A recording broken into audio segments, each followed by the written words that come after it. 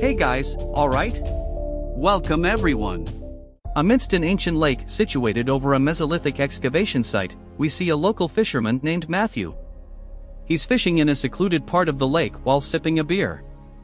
He catches a fish and reels it in but accidentally drops the beer into the water. Suddenly, an earthquake strikes the area, and we see the bottle sinking to the bottom of the lake, entering a massive crater that opens up due to the earthquake. However, Matthew is well above the epicenter.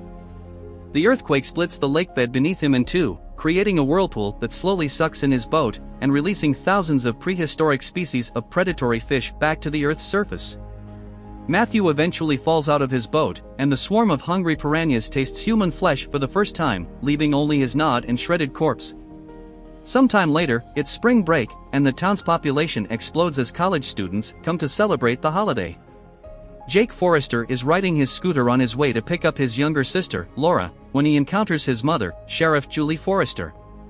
Julie is dealing with rowdy partygoers and even arrests one after receiving inappropriate comments to show that she's not someone to be messed with. Jake arrives and gets into the spring break spirit when his crush, Kelly, catches his attention. They chat until Todd and his friend arrive to pick up Kelly. Todd is the reason Jake couldn't make a move on Kelly because they are dating. Todd has access to a backstage party for a concert, and Kelly invites Jake to come, but he is currently babysitting Laura and his younger brother, Zane. Todd's friend taunts Jake and throws a slushie at him as they leave, ruining Jake's mood. Jake goes to find Laura talking to Danny, a sultry actress who he initially thought was insulting him about his wet shirt but turns out to be quite friendly.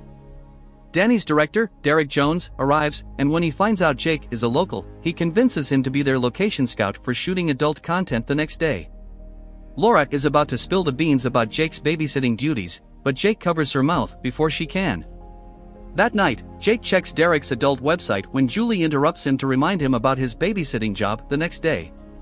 That same night, Julie is called to an old dock by Deputy Fallon for a missing person report, Matthew.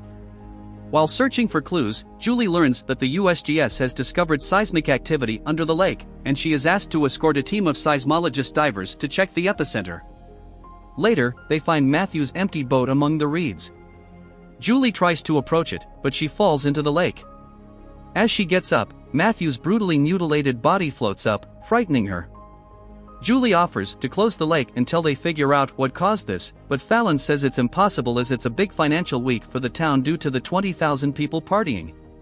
The next morning, a guy going cliff diving alone becomes food for the piranhas. Instead of fulfilling his babysitting duties, Jake decides to go with Derek's crew and bribes his siblings not to leave the house under any circumstances. The seismology team arrives. Team leader Novak and divers Paula and Sam load their equipment onto Julie's patrol boat. Novak shows Julie the epicenter coordinates, and they head out.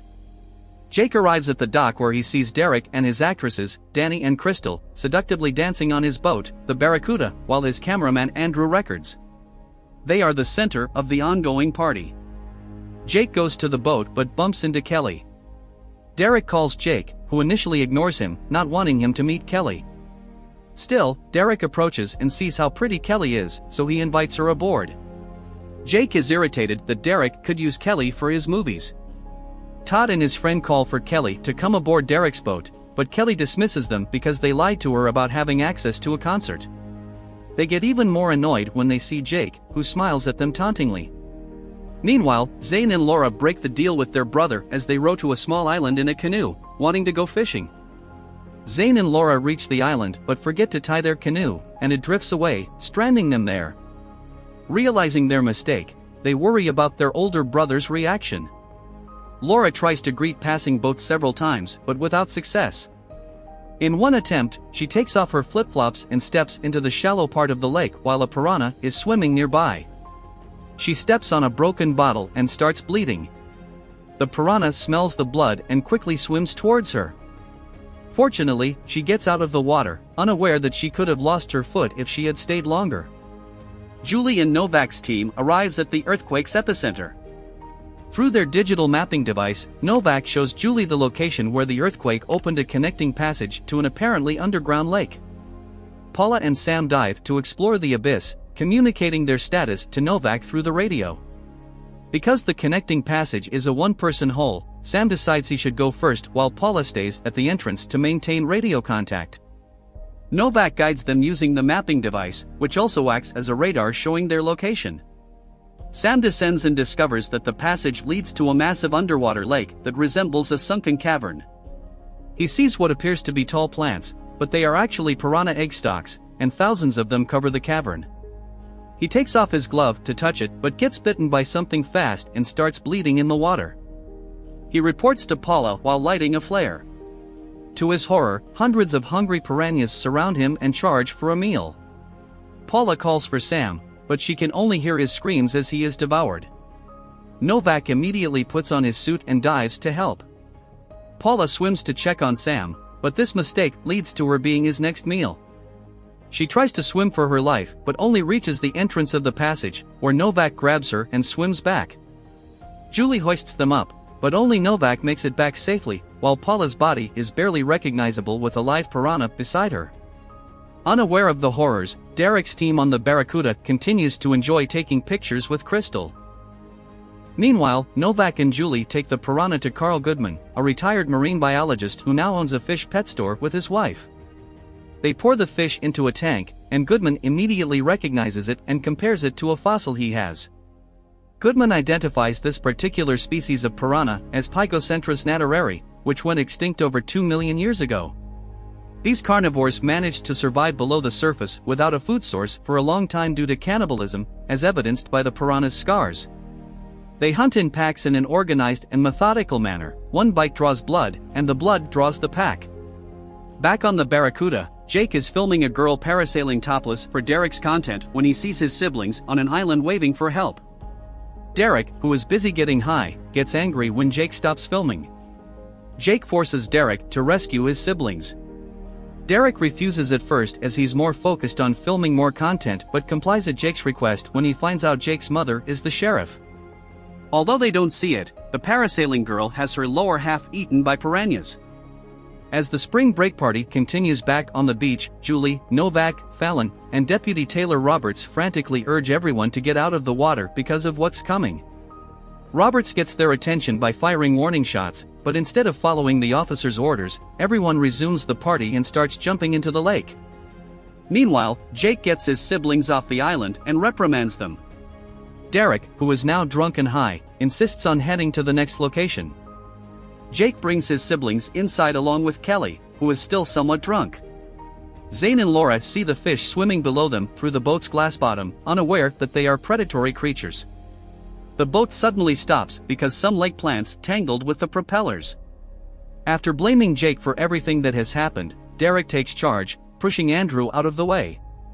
A wave of panic replaces the party spirit as piranhas pick a girl relaxing on a float as their first victim. Everyone swims for their lives looking for higher ground as piranha swarms join the party. Julie and Novak help people on their patrol boat. Most of them evacuate to the floating stage, but it becomes overcrowded and capsizes, putting people back on the piranha's menu. Novak jumps off the patrol boat and rides a jet ski with a shotgun, rescuing as many as he can. Julie shoots her taser into the water, electrocuting some piranhas and causing one to explode. Todd boards a speedboat and runs over some injured people trying to swim for their lives. The speedboat stops when a girl's hair gets tangled in its propellers. The girl's scalp is ripped off as he continues to force the motor. However, his boat capsizes as many of the people around him try to board, and they are all eaten alive. Derek forces the Barracuda to start but hits some rocks, breaking the boat's glass bottom. Water floods the room where Laura, Zane, and Kelly are. Fortunately, the children manage to get out safely. Due to the impact, Derek, Crystal, and Andrew fall into the water. A swarm of piranhas engulfs them, killing Crystal and Andrew while Derek struggles to save himself with Danny's help. Danny manages to haul a partially eaten Derek out, fending off the piranhas that came with him. He appears to die, and Danny covers him with a towel. Kelly is still trapped below deck where aggressive piranhas are swimming. Jake communicates with her through the skylight as they figure out an escape. On the beach, everyone struggles to get out of the water. Two men carrying a wounded girl accidentally pull her, splitting her in two. Fallon makes his last stand to protect the people running toward the beach by shooting piranhas with his shotgun. Out of bullets, he removes a rotor from a speedboat and uses its propellers as a chainsaw, which only works for a short time as more piranhas finally devour him. Julie tends to the injured when she receives a call from Jake, who feels guilty about the situation with his siblings. This worries Julie, but fear and panic wash over her as she finds out her boat is sinking. Julie boards the nearest speedboat, jumping over hooded boats and floats. Novak leaves his jet ski to help Julie. Jake, Danny, and the kids start to get hopeful when they see Julie and Novak. Because their boat is stuck on the rocks, it's impossible for the speedboat to approach. Novak grabs a rope, and Julie throws one end to Jake, who ties it to the deck, while Julie ties the other end to the speedboat. Julie crosses the rope toward the Barracuda while Novak keeps the speedboat's engine running, heaving the rope, so it remains suspended over the water. The family reunites, but Julie discovers that Kelly is still trapped in the cabin. The skylight is too small for Kelly, who is now overcome with fear. Julie decides to let everyone cross the rope to the speedboat first and go back for Kelly, but Jake insists on staying with Kelly until he figures out a way to save her. He blames himself for letting Kelly come with them, and now she's in danger. Julie reluctantly agrees and crosses back to the speedboat with her kids, following Danny. Several piranhas are jumping out of the water, desperate to take a bite. Due to the weight of 4 people, the rope lowers toward the water until piranhas reach and latch onto Danny's hair, eventually dragging her down to her death. Zane and Laura make it to the boat safely just before the bar where the rope is tied to the deck comes loose, submerging Julie into the water. Fortunately, the loose bar gets caught on another grate. Novak steps on the gas, heaving the rope and suspending Julie over the water as she climbs to safety. Below deck, piranhas threaten Kelly as she kills them with a frying pan. Jake removes the rope from the deck and ties it to himself, attaching it to the speedboat. He takes Derek's bloody body, which surprisingly is still alive but dies seconds later. Jake throws the bloody Derek into the water to attract the piranhas. This gives Jake enough time to reach Kelly, who is relieved to be rescued. Jake asks her to tie 2 flares together while he releases gas from some stored propane tanks. He calls Novak to start pulling them out 10 seconds after giving the signal. Jake pulls Kelly close to him, and after kissing and counting to 3, they dive to get out of there. After 10 seconds, Novak struggles desperately to start the engine. Jake ignites the flare and throws it onto the boat. Piranhas quickly close in on the couple. Jake sees them and protects Kelly by wrapping his arms around her. Finally, Novak starts the engine and steps on the accelerator, dragging the couple away from the piranhas and the boat. Simultaneously, the flare floats to the surface, and with the help of the open gas tanks, the air explodes and the boat blows up, killing all nearby piranhas. They come to a safe distance, quickly hoisting the couple out of the lake. After catching their breath, Goodman radios Julie to tell her the bad news. He studied the specimen they brought him. The piranhas they were fighting have no mature reproductive organs, which means they are young. Novak asks where the parents are, and an adult piranha, the size of a shark, leaps from the water and devours him. 1 year after these terrible events at Lake Victoria, we see a report recounting the story and what happened afterwards. Now, after this devastating attack by prehistoric piranhas, the town is deserted and deteriorated due to the declining economy caused by negative media coverage of the incident. Dead piranha corpses are scattered across the beaches, and rusty boats remain as a reminder of the horrific events that occurred at the lake. One night, 2 fishermen arrive at an old, ruined pier. They carefully traverse the dark waters, unaware that they are surrounded by hundreds of piranha eggs ready to hatch if disturbed. They spot an animal carcass floating in the water and try to approach it. One of the fishermen uses a long pole to pull the carcass towards them. A piranha egg falls out of the carcass, and they use a lighter to get a better look at the egg, which triggers an explosion that hatches all the eggs in the area.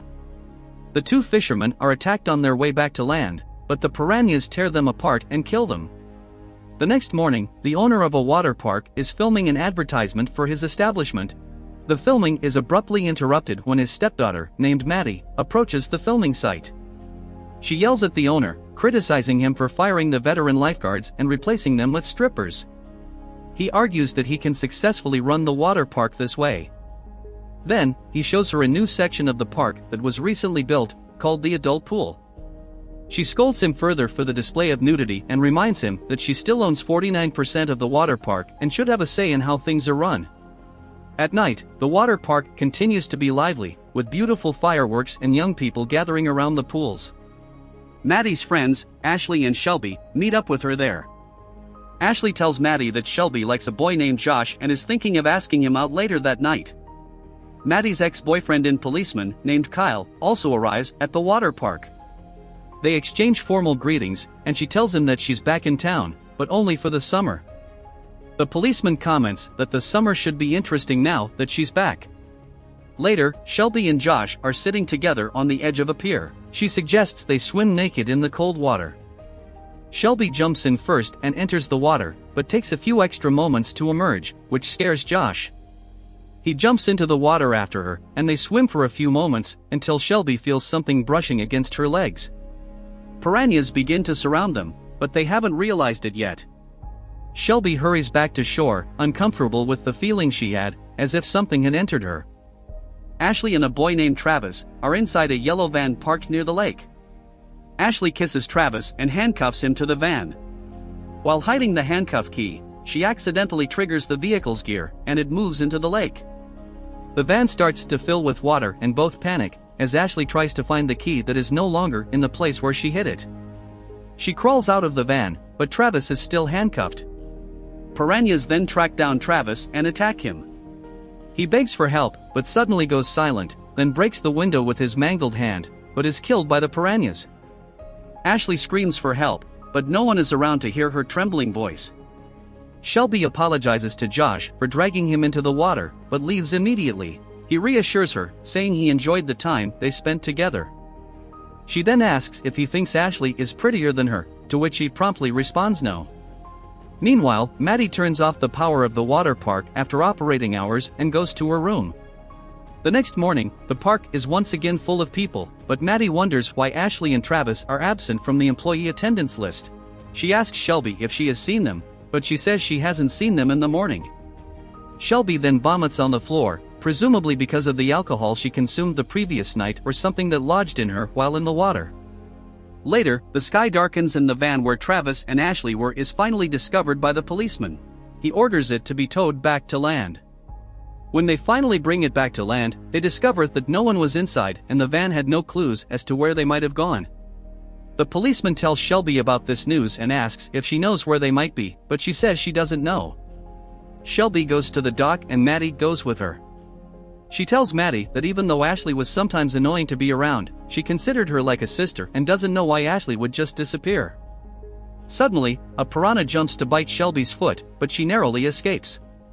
Maddie then tells them to get out of there quickly. However, the dock begins to be destroyed by several piranhas and, just as Shelby is about to reach the end of the dock, the piranhas break the board she was standing on, causing her to fall into the water.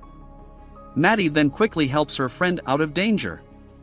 But before they can get away, the dock splits again and Maddie tries to help her friend.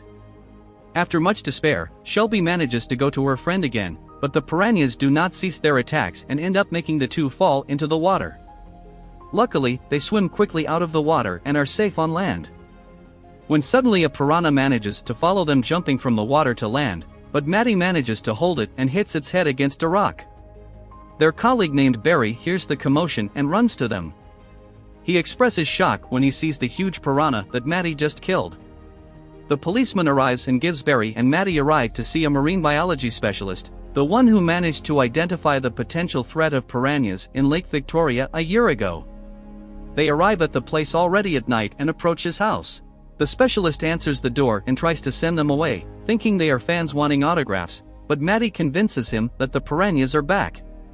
He lets them into his laboratory, where he shows them a sample of a piranha from Lake Victoria and reveals that he has been studying them for the past 2 years. The piranha bangs against the glass container, but he mocks its efforts. Then he places a layer of galvanized steel between the piranha and a frog, and shows the group that it can even gnaw steel. The piranha senses the frog despite the galvanized steel and breaks it with relative ease. Barry feels sympathy for the frog and takes it out of the aquarium in time before the piranha bites his hand. The specialist then reveals that the piranhas have spent centuries living in underground lakes and rivers, full of sulfur dioxide from geothermal activity. He then tells the group that sulfur dioxide is often released during water treatment with chlorine, which is common in residential pools. This means that the piranhas are likely confusing areas like water parks with their underground habitats. Maddie tells them that the water park drains directly into a lake, which means that the piranhas are migrating to the lake at the moment. The specialist adds that he tried to warn everyone about the dangers the piranhas could pose to the general population, but no one listened to him after the release of his book.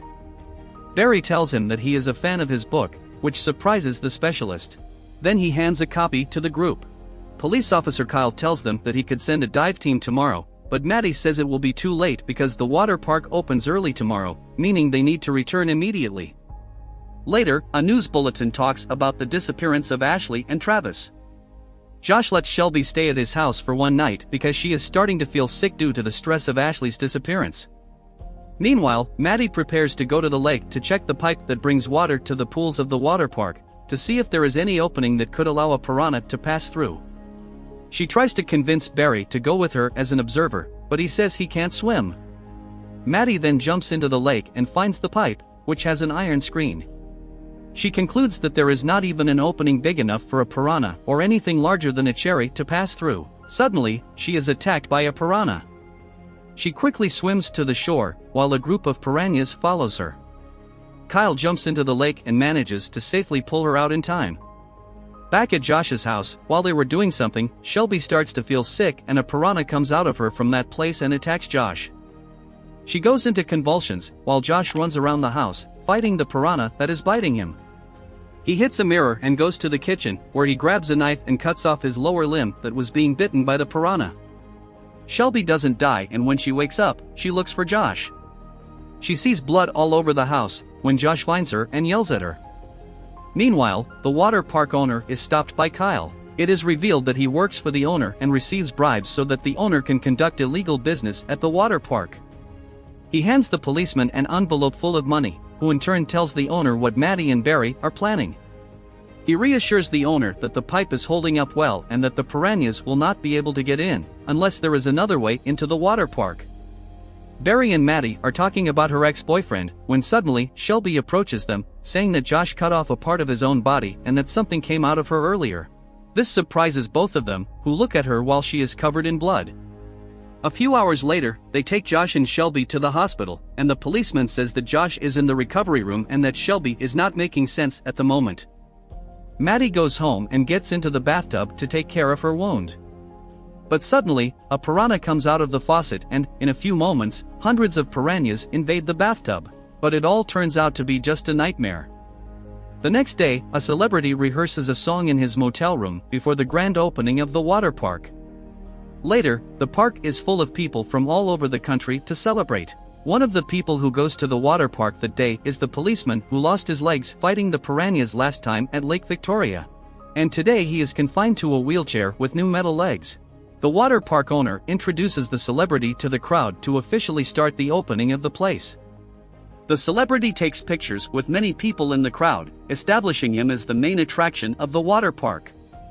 Maddie hears a strange noise coming from the lake and sees a well being dug. The owner tells her that they will no longer need to pay for water bills, as they are now pumping water on their own. Maddie warns him about the piranhas, but the owner does not listen to her. This then allows the piranhas to have free passage to the park's pools. At that moment, a boy tells his mother that he was bitten by a piranha, but his mother tells him to look for the lifeguard and get a bandage from him. The boy goes to the celebrity, who is acting as a guest lifeguard, but he just hands him an autograph. Suddenly, people start screaming all over the water park, as piranhas have entered through the piping system. Blood fills the pool as people are attacked by the piranhas. Children try to fend off the piranhas with their pool inflatables, and people in the deeper parts of the pool are easily attacked by the piranhas. The veteran policeman sees the ongoing attacks of the piranhas. He then overcomes his fear of water and jumps into the pool with his metal legs, which actually have built-in weapons to help him kill the piranhas. He manages to save many children from the pool, and the piranhas cannot do any damage to him as they try to bite his steel legs.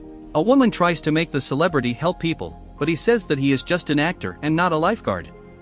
When he hears the earlier child screaming on the deeper side, he runs and jumps into the water, managing to save the boy.